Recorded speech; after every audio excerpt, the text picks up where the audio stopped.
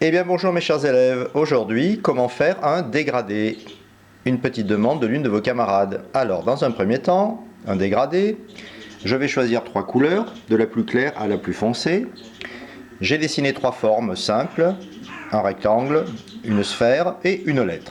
Première étape, je prends toujours la couleur la plus claire. Je vais donc passer toute ma surface claire, du haut jusqu'en bas.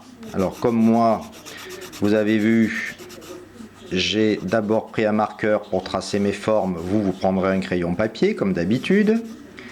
Une fois que j'ai donc passé ma première surface de vert, j'essaye qu'on ne voit pas les coups de crayon. Ça dépend un peu de la qualité de vos crayons. Mais vous essayez de faire donc dans un premier temps un aplat.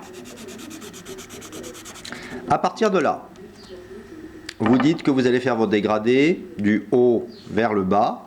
Donc, je vais commencer avec mon vert moyen. Je peux travailler aussi, vous le voyez, avec le plat de mon crayon. Et je vais passer une seconde couche de vert légèrement plus foncé en remontant et en appuyant de plus en plus. Encore faut-il avoir un crayon qui tienne la route. Je prends mon dernier vert plus foncé et je dégrade en appuyant de moins en moins. Et plus je remonte, plus j'appuie. En clair, vous devez doser votre geste. Plus je vais vers le jaune clair, moins j'appuie. Plus je remonte vers l'angle opposé, plus j'appuie. Et je vais donc obtenir mon dégradé. Voilà, pour une sphère. C'est la même chose. Je commence par positionner mon vert sur toute ma surface. Je vais décider, une fois que ce vert sera positionné en aplat, que la lumière par exemple vient de la gauche. Mais cette fois-ci, pour donner un aspect sphérique, je vais d'abord dans un premier temps dessiner sans appuyer une sorte de croissant de lune avec mon vert moyen. Donc je vais ensuite colorier à peu près la moitié avec mon vert plus foncé. J'appuierai, si je n'ai pas de vert encore plus foncé, pour faire un tiers supplémentaire. Et dans la partie qui fait le passage entre le clair et le foncé, je vais repasser une couche très légère de façon à fondre et à ce qu'on ne voit pas mes coups de crayon. Je peux repasser ensuite mon vert le plus clair pour finir de fondre et de faire mon passage.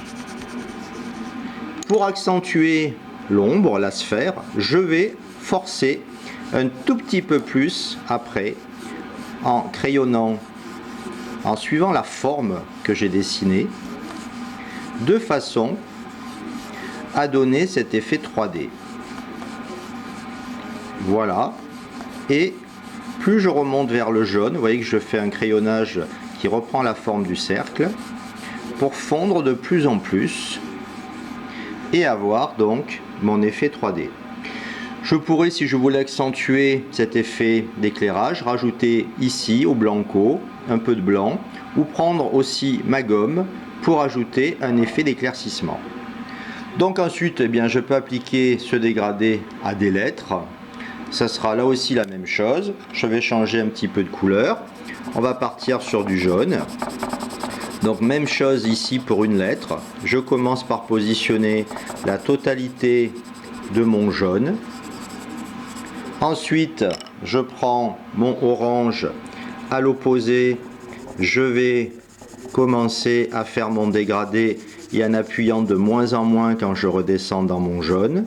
Plus je remonte, plus j'appuie ici de façon à obtenir mon passage sans qu'on voit les coups de crayon.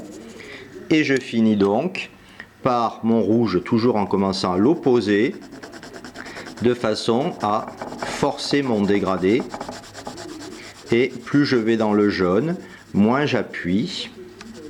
Et pour finir, pour unifier le tout, je repasserai une couche de jaune de façon à fondre mes coups de crayon perpendiculairement, de façon à estomper ces hachures pour réussir mon dégradé. Et bien voilà, j'ai fini mon dégradé, mes dégradés. À vous de vous amuser et à demain.